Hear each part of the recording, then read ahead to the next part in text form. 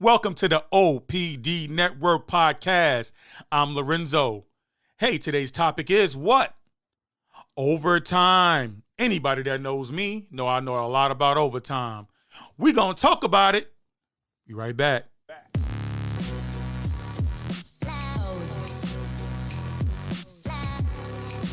Folks, let me give you a disclaimer. I'm not a therapist, nor am I a financial advisor, so I say anything about encouragement, motivating things, please don't take it as me giving you therapy lessons, because I'm not. And if I say anything about finances, it's because something I experienced that didn't work, and I kind of don't want you to fall in the same boat that I did. But you could do what you want to do. I'm just telling you. I worked over 2,600 hours of overtime one year to pay off some debt. Not only did I pay off debt, also gained some. Yeah, I know, folks. I know. Sometimes we do dumb things, but hey, we're going to talk about it. I'm going to be transparent with you guys. I'm going to give you my testimony. Yes, I am. I'm going to give it to you. Okay, let's get to the bottom of it. First, I did 2,618 hours of overtime. My goal was to pay off debt, also to save as much money as possible to buy a home, and also to, work on financial independence. Let's break it down. How does one work 2,600 hours of overtime? You have to be tunnel vision. You have to be on your purpose. You have to be driven. You have to know your goals, and you have to try to attack it. And you have to be a little crazy too, because I'm keeping 100 with you. That was straight psycho. I would never in my life do that again. I don't care what nobody said. Not happening. However, let's break it down. So, one have to work. Forget one have to work. Let me tell you what I did. I worked holidays. I doubled on those. I worked days off. If there was 8 days off in a month, I pretty much worked 6 of them. I also worked vacations, which means is I'll take a vacation time, put in for it for 2 weeks, instead of flying to somewhere beautiful with blue waters and sipping on a mojito. No, I went to work, and I worked doubles on vacation days. Let me tell you a quick story. I remember working 21 overtimes in one pay period, and I had to use my vacation time to do it.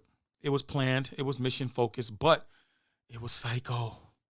Don't recommend nobody to do this. But let's break down the numbers. I did 168 hours of overtime that pay period.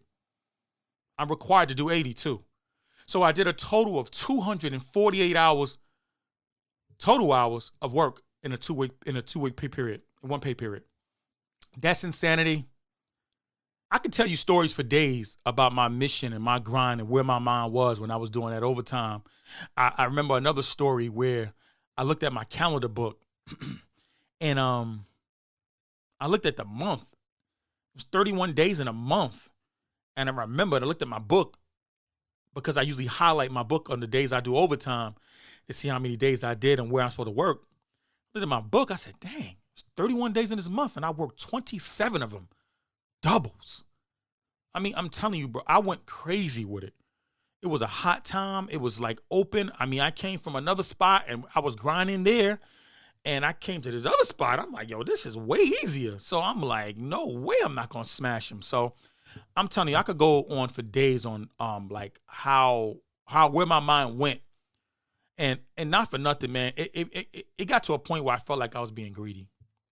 I'm being honest. I felt like I didn't want to miss none. I had to make sure my joint was like lined up. I didn't care what no one else was doing. I wasn't comparing myself to nobody. I was in my own world, like literally. I looked at my book. I was motivated by me. Like, what can I do more? Like, I need to break my own record. If I did 10 last week, I need to do 15 this week. If I did 15 this week, I need to see if I can do 21 next week. Listen, I was going crazy. It definitely receded, like, along with my hairline. So it went back. I'm definitely not at that same mental state. But I just want to put this video out to let people know that you could go into a different mode when you're on your mission. You know what I'm saying? There's nothing wrong with being on your grind. There's nothing wrong with being on purpose. As I'm doing that much overtime, folks, I realize you start meeting new friends. And you guys know this friend I'm talking about. Her name is Iris. You guys know who Iris is. The I, the R, the S. Yes, she wants her cut. The harder you work, the more she wants. So remember that when you grind and you hitting it, remember, the more work you do, the more they will take. I was grinding, I realized I wasn't eating right. When you start working that type of overtime, you eat bad. Because of the hours you work, I didn't care what shift it was, day, even in the morning, it didn't matter. I was getting the paper. So as I'm sitting there working all these crazy shifts and I'm picking up these whack things to eat, what happens? I balloon to a whopping 326 pounds. Fat, as I called myself. No disrespect to those who may be that size. It's not about that. It's about me. I'm not talking about you. I'm talking about me. It's not about you. It's about me. So I had to change. It's unhealthy for me to be that heavy. I was going so hard. I remember a time me working so hard and so dedicated to my mission. I got into a car accident, folks. Yes, me, car accident, driving to work. For overtime, I'm driving down as Bambi crossed the road, skipped across my car, ran me into a kind of ditch as my car spent around and hit the tree berm. And boom, crash. As the airbags deployed, I got out the vehicle, dusted myself off, and I said, oh, I gotta make a call. I called job and I said, hey, listen, I got into a car accident, but I'm still coming to work. Don't give up my spot. I'll be there. That's insanity. My best friend was like mad at me when I told her that. Tight. But I was on my grind. And as a tow truck driver, he picked up my vehicle. He said, hey, man, you going to work after this? I said, yes, sir. Because my motto was, if it ain't hurt, I'm taking my black ass to work. That's what I said. Excuse my French, folks. When you work so much and you get so much money, what happens is you start seeing that money and start thinking that's your money. But folks, overtime is not guaranteed. It's not your money. It's a blessing that you get it, but it's not guaranteed. But when you're willing to work it, you're like, I'm just going to get it and do it on overtime. So you start buying things. I'm buying clothes. I'm buying sneakers. We already talked about the sneaker thing in my last video. That's why I sold all that chunk. Don't need it. Like I said, I'm 44 years old. It's not time for me to try to live my 16-year-old life. And I'm going to talk, let me show you what I'm talking about, my 16-year-old life. Let me break this story down to you. Look at this picture right here. And look at this picture right here. What is the difference? On the left, I'm 16 years old. On the right, I am what? 40 plus years old. Do you guys see a difference in the way I look? I don't. They make stocks look complicated, but they don't really want everybody to be in that club. So you guys have to understand, you buying something low and waiting for it to appreciate, and you selling high. It's the same thing for all you sneakerheads out there, all you people who like to buy and like to put into consignment shops. You buying a shoe at this price, and you selling it for this price. That's pretty much the same thing how the stock market works. Buy low, sell high. And once you learn those fundamentals, there's no reason why we can't invest into the stock market. All you're doing is investing into companies that you're already spending your money on anyway. So I don't see why not. You know what I'm saying? I always say this. If you got 200 pair of Nikes, you should have 200 shares of Nike. Makes sense to me. Get yourself a Roth IRA. Just get yourself one. You know what I'm saying? It's a great financial decision when you're trying to build for your future. Those who feel like they don't have a future and they're like, oh, you know, I'm going to die tomorrow, I'm going to die in debt. I'm not talking to you. If you got that cop-out mentality, no, I'm not talking to you. I'm talking about those who actually give a damn about their future. If you care about your future and you're thinking like, wow, you know, I'm 26 years old.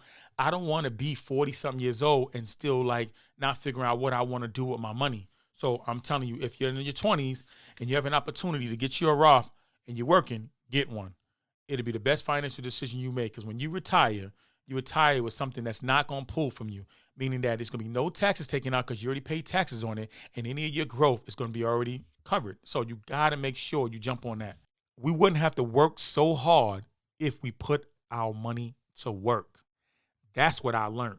So all the overtime I did, all I had to do is take, if not half of that, throw it into the market, throw it into some investment properties or something else, and I would not have to work so much to try to achieve the same goal. It's comfortability. I want to be comfortable. That's it. If your salary is $50,000 a year and you could make almost $60,000 in overtime, remember, you only make $50,000 a year. The overtime is supposed to be the extra. You're supposed to be using that to eliminate debt, save money to invest. You're supposed to be doing stuff with that money to get you in position to win later. If you want to shop and buy yourself something, by all means.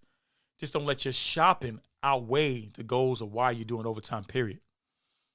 That's a lesson that I had to teach myself.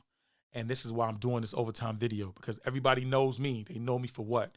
Being an overtime guy, because I was a savage with it. And I'm still going to be a grinder. That's just in me. I just like to grind. That's what it is. But I got to do it with balance. Because once I could tell you, when you're a father and a future husband, the one thing you can't do is disrespect your family by being at work so much when it feels like they don't matter and chasing that dollar does. Hey guys, if you find value in this channel that I created, I want you guys to, hey, hit the like button and subscribe. Please support the channel. If you like anything that I'm talking about or not, just put it in the comments. I would like to hear what you guys talk about. Or tell me something that you may want me to talk about, and I'll do the work, and I will definitely talk about it and give you my opinions and thoughts on it. That's all I got, folks. Thank you for watching the video. Subscribe. Thank you for rocking with us. I'm out. Back.